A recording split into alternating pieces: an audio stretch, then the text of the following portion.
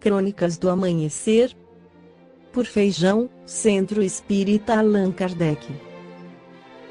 Balneário Gaivota, 22 de outubro de 2017.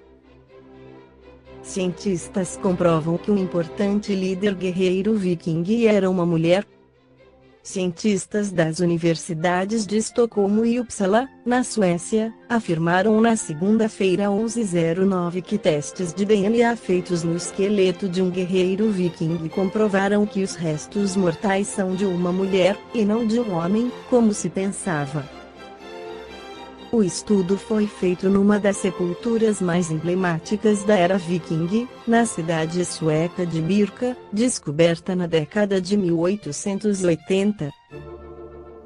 Por 130 anos, pesquisadores consideraram que os restos mortais, identificados com o código BJ580U, eram de um homem por causa do alto grau de ornamento do túmulo. Porém, nos últimos anos, novas análises já haviam sugerido que poderia se tratar de uma mulher. A cientista Charlotte Edenstierna Johnson, da Universidade de Uppsala, afirmou que os testes feitos nos ossos de 1000 anos de idade comprovam que se trata de uma mulher. É a primeira guerreira viking de alto escalão a ser identificada. Ela teria 30 e poucos anos quando morreu e cerca de 1,70 metros de altura. Alguns soldados do sexo feminino foram desenterrados ao longo dos anos, mas nenhum tinha adereços de alta patente como os achados no túmulo em Birka, incluindo uma espada, um machado, um escudo e 2 cavalos, ou seja, o equipamento completo de um guerreiro profissional. Além disso, um conjunto completo de peças de tabuleiro para planejar batalhas indica o conhecimento de táticas e estratégias, enfatizando o papel da mulher enterrada como uma oficial de alta patente.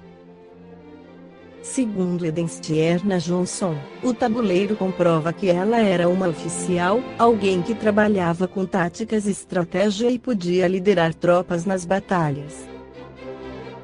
Embora cientistas tenham descoberto algumas mulheres vikings enterradas com armas, nenhuma guerreira desta importância havia sido encontrada. Nos mapas zodiacais, que os astrônomos terrestres usam em seus estudos, observa-se uma grande estrela na constelação do Cocheiro, que recebeu, na Terra, o nome de Cabra ou Capela. Há vários milênios, um dos planetas da Capela, que guarda muitas afinidades com o globo terrestre, atingiu o ponto máximo de um dos seus extraordinários ciclos evolutivos. Alguns milhões de espíritos rebeldes lá existiam, dificultando o progresso daqueles povos cheios de piedade e virtudes. As grandes comunidades espirituais, diretoras do cosmo, resolveram, então, trazer aqueles espíritos aqui para a Terra longínqua. Na Terra, eles aprenderiam a realizar, na dor e nos trabalhos penosos do seu ambiente, as grandes conquistas do coração, impulsionando, simultaneamente, o progresso dos povos primitivos que habitavam este planeta. Foi assim que Jesus, como governador da Terra, recebeu, à luz do seu reino de amor e de justiça, aquela multidão de seres sofredores e infelizes. Jesus mostrou-lhes os campos imensos de luta que se desdobravam na Terra, envolvendo-os no halo bendito da sua misericórdia e da sua caridade sem limites. Esses espíritos, vindos de um mundo em que o progresso já estava bem acentuado, guardavam no coração a sensação do paraíso perdido. Ao encarnar na Terra, se dividiram em 4 grandes grupamentos, dando origem à raça branca, ou adâmica, que até então não existia no orbe terrestre. Formaram, desse modo, o grupo dos Árias, a civilização do Egito, o povo de Israel e as castas da Índia. Os vikings foram um dos vários povos de origem germânica que habitaram a Europa, sendo o local de suas atividades as regiões da Suécia, Noruega, Dinamarca e a ilha da Islândia. Também houve regiões do Velho Mundo que receberam colonização ou influência dos vikings, especialmente as Ilhas Britânicas, o Norte francês e a Rússia. Algumas dessas localidades também preservaram importantes resquícios para o estudo religioso.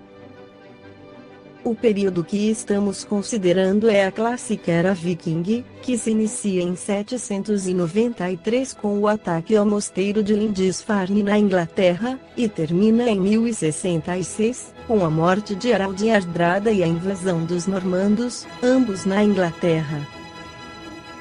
Basicamente, as concepções de vida após a morte são divididas em torno de dois grandes espaços: os que morrem em batalhas, indo para o Palácio do Vale ao juntar-se às Valquírias e ao deus Odin, e de outro lado, os que morrem de doenças, velhice ou acidentes e vão para os subterrâneos do reino de Ei.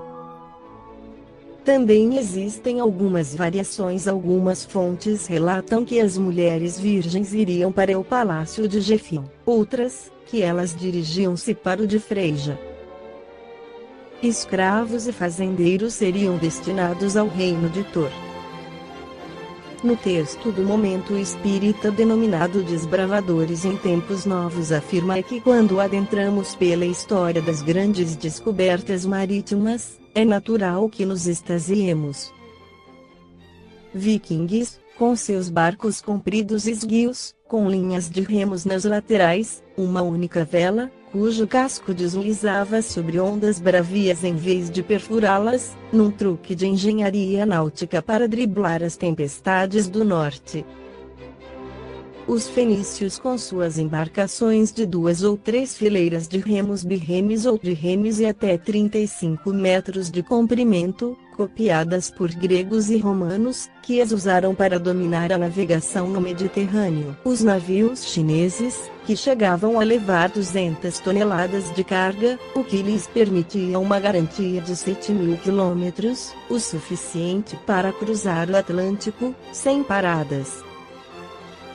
As caravelas portuguesas, com suas velas triangulares que permitiam navegar, na direção contrária aos ventos, com muito mais rapidez e segurança.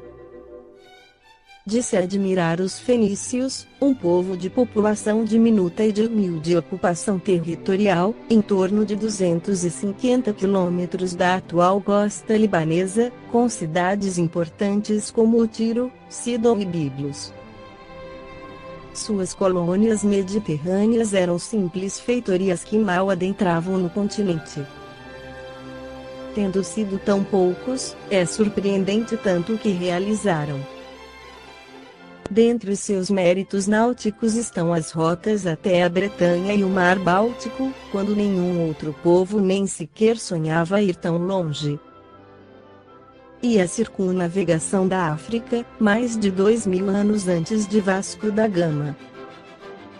Tudo isso eles fizeram sem uso de mapas, contando apenas com habilidade para construir seus navios e navegar. Homens de coragem, de visão. Homens que sonhavam sem limites, que desejavam descobrir o desconhecido, o inexplorado. Na atualidade, vivemos a exploração espacial, esse conjunto de esforços do homem em estudar o espaço e seus astros, fazendo uso de satélites artificiais, naves e sondas espaciais. Em algumas missões, seres humanos se lançam no espaço e é realidade uma estação espacial internacional, cuja construção foi concluída em 2011. Descobertas, arrojo, entusiasmo são as marcas registradas dos navegadores do ontem, dos astronautas do hoje, que são os navegadores de ontem. Esta foi a crônica do amanhecer de 22 de outubro, por Feijão.